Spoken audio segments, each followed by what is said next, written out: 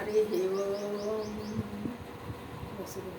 వసుదేవసుతం దేవం కంసచాణూరమర్దనం దేవకీ పరమానందం కృష్ణం వందే జగద్గురం. ఓం శ్రీకృష్ణ పరబ్రహ్మణే నమః. శ్రీమద్భగవద్గీత అదౌ షష్ఠోధ్యాయః ఆత్మసంయమయోగః. ఈరోజు 6వ అధ్యాయంలో 30వ శ్లోకం. యో మాం పశ్యతి సర్వత్ర సర్వం చ మయి పశ్యతి తస్యాహం న ప్రణశ్యామి స చ మే న ప్రణశ్యతి. క్రితం క్లాస్లో మనం చెప్పుకున్నట్టుగా అంతటా పరమాత్మను దర్శించగలిగిన వాళ్ళు ఎవరైతే ఉన్నారో అలాంటి పురుషుడు సకల ప్రాణుల యందును ఆత్మరూపమున వ్యాపించి ఉన్న నన్ను, ఇక్కడ చూడండి భగవానుడు ఎలా చెప్తున్నాడు, తనని గుర్తించమని చెప్తున్నాడు. ఇప్పుడు దాకేమో నిన్ను నువ్వు గుర్తించుకోవాలి, అన్నిటిల్లోనూ గుర్తించాలి. ఇప్పుడు ఈ అన్నిటిల్లో ఉన్నది నీలో ఉన్నది నేనని గుర్తించు అని చెప్తున్నాడు. అంటే వాసుదేవుని గుర్తించవచ్చు. అలాంటిది ఎట్లాగైతే అన్ని ప్రాణులలో చూస్తున్నాడో అదే విధముగా సమస్త ప్రాణులను నాయందు అంతర్గతములైనట్లు అంటే మనకి 29, 32 శ్లోకాలలో ఇంచుమించు ఒకటే మీనింగ్ అన్నమాట, ఒకటే అర్థం వస్తుంది. అంటే ఏంటి, అంతటా దర్శించడము, అన్ని పరమాత్మ భావనతో అలాంటి రూపాన్ని మనము తెలుసుకున్నప్పుడు చూడండి, యో మాం పశ్యతి అంటే నన్ను ఎక్కడైతే ఏ పురుషుడైతే నన్ను చూస్తున్నాడో అందరిలో, ఇప్పుడు మనము చూస్తున్న నాలో పరమాత్మ ఉన్నాడు అని అర్థమైన వాళ్ళకి ఎదుటి వాళ్ళల్లో కూడా ఉన్నాడా లేడా? మరి నా ఒక్కడికే సొంతం కాదు కదా, ఎదుటి వాళ్ళల్లో కూడా. మరి మనం ఎందుకు మనిషే కాదు ఇతర ప్రాణులను కూడా అలా చూడలేకపోతున్నాము? సమదర్శనం మనలో ఎందుకు రావటం లేదు? నేను నాది అనేటప్పటికీ ఒకలాగా చూసుకుంటాము, ఎదుటి వాళ్ళది అనేటప్పటికీ మరొకలాగా చూస్తాం. అంటే సామాన్యంగా ప్రతి ఒక్కళ్ళు ఇదే బాటలో పోతుంటారు. అయితే ఇక్కడ ఏం చెప్తున్నారు, మనం ఆ విధంగా ఉన్నంతకాలము, ఈ ద్వంద్వ స్థితి ఉన్నంతకాలము నీవు పరమాత్మని ఎట్టి పరిస్థితిలో గుర్తించలేవు. ఆత్మ దర్శనం కాదు కదా, ఆత్మ యోగము ఏ పేరు చెప్పినా ఏ మాట చెప్పినా నువ్వు పరమాత్మను దర్శించలేవు. నువ్వు ఎప్పుడైతే స్థిరత్వానికి సమత్వానికి రాగలుగుతావో అప్పుడు మాత్రమే నువ్వు పరమాత్మని దర్శించగలుగుతావు.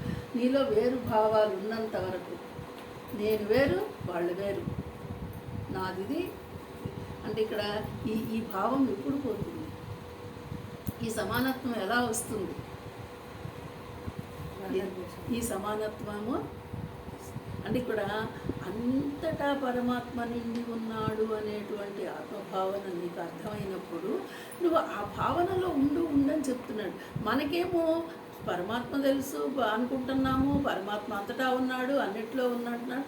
పని దగ్గరికి వచ్చేటప్పటికి నా విషయము నాదే అంటే ఎందుకు వస్తుంది అంటే నీలో ఇంకా ఈ ఇహానికి సంబంధించినటువంటి, సంసారానికి సంబంధించినటువంటి ఆలోచనలు, నేను జీవుణ్ణి నేను జీవుణ్ణి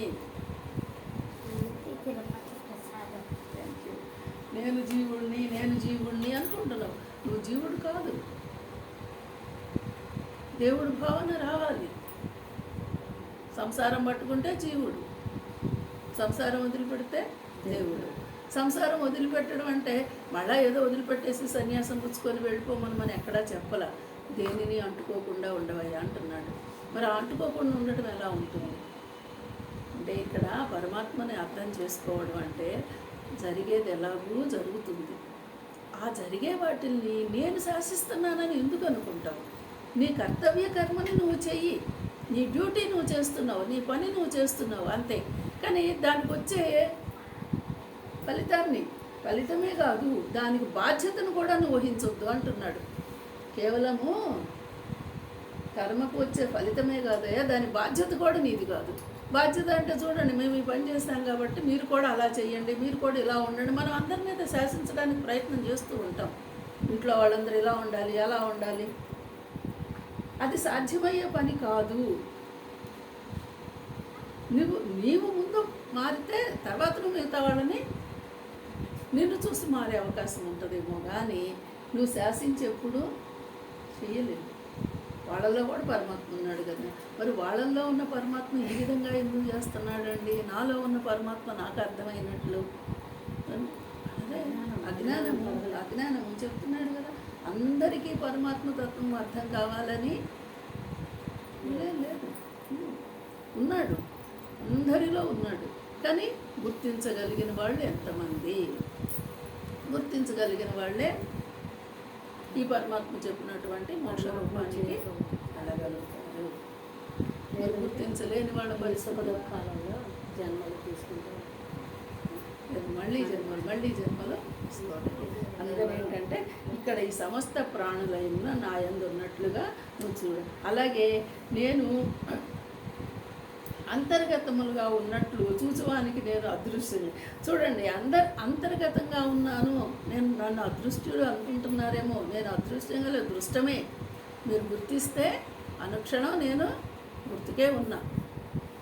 మీరు మర్చిపోయి నేను అని అనుకుంటున్నారు, అంటే దేహాత్మభావంతోనే ఉన్నారు. ఈ దేహాత్మభావాన్ని వదిలిపెట్టి పరమాత్మ భావానికి రాగలిగితే ఆ పరమాత్మను నువ్వు దర్శించగలుగుతావు. ఇది మనకి ఈ శ్లోకం చెప్తున్న మాట. హరి ఓం.